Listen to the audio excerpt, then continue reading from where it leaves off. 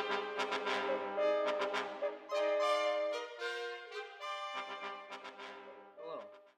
I'm Nathan Jansen, and I'm here today to talk to you about Nebuchadnezzar and how he received the ancient dynasty of Babylon. But first, let me enlighten you on some facts before it was his time to rule. Babylon was an important town built on the Euphrates River. It was a part of the Akkadian Empire at the time in 2300 BC. The town broke off and became a free city-state. Babylonia was destroyed and rebuilt many times. The town was under many different rulers for a long time. Babylonia was probably the largest town in the world from about 1770 to 1670 BC. King Nebuchadnezzar's father, Nabal-Shazzar, led rebels to take over Babylon and ruled himself as the king. His first major accomplishment was destroying Assyria, his greatest enemy, in 607 BC. 2 years later, he took over Syria and occupied that space. Later on that year, he died. Nebuchadnezzar took over his throne and replaced him. In his first few years, he worked on fortifying his borders and keeping them strong.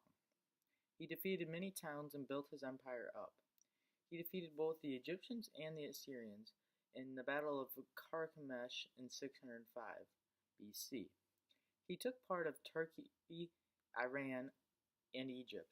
He also took over all of Iraq, Israel, and Syria. Now I'm going to tell you about their hierarchy and their government. There were several levels in the social hierarchy, with the king at the top and the slaves at the bottom. In between, there was the nobles, then the free citizens, and then those in the military and civil service. The class structure was generally solid, although every once in a while someone would move from one level to the other. They had adept slaves, which means they could pay their debts and have their freedom and no longer be a slave. The only direction you could go if you were a prisoner from battle is that you would be killed or you'd have to escape. Therefore, in Babylon society, there were mainly only three classes of society. First being a free person that is wealthy and in the other upper class. The second would be a free person who is not very wealthy. And then the last class, the lowest class, would be the slave. Most slaves were prisoners of war. There were a few other ways you could be a prisoner, or you could be a slave but not a prisoner of war. You could be a prisoner, or you could be a slave if you were a free person that had to reduce to slavery as a punishment if you did a certain offense such as robbery. Another way is if your parents sold you as a slave because they needed the money. Now I'm going to tell you about the religion of ancient Babylon.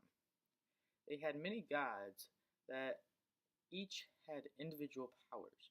For example, the sun god, Shama, was in charge of justice, while the god Ishtar embraced both love and war. When they were creating the gods and the functions in the book, they lined up numerous gods. Some were important, while others were not.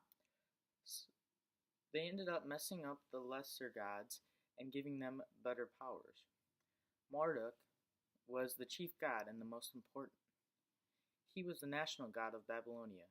In a poem, he was referred to as the god of the thunderstorms. Babylon's most important festival was the New Year's festival. They determined when it was a new year by when it was the spring equinox. Now I'm going to talk to you about technology and how it improved during this time in Babylonia. Babylon was known for metalworking and making glass. They traded these things and made lots of money off of them. Also, King Nebuchadnezzar built moats around his cities for defense purposes.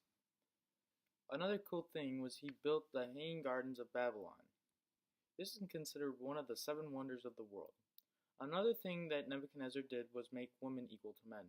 Nebuchadnezzar built a bridge across the Euphrates River to make transporting and traveling much easier. Thank you for spending this time with me, and hopefully you learned some new things about the great civilization of Babylon.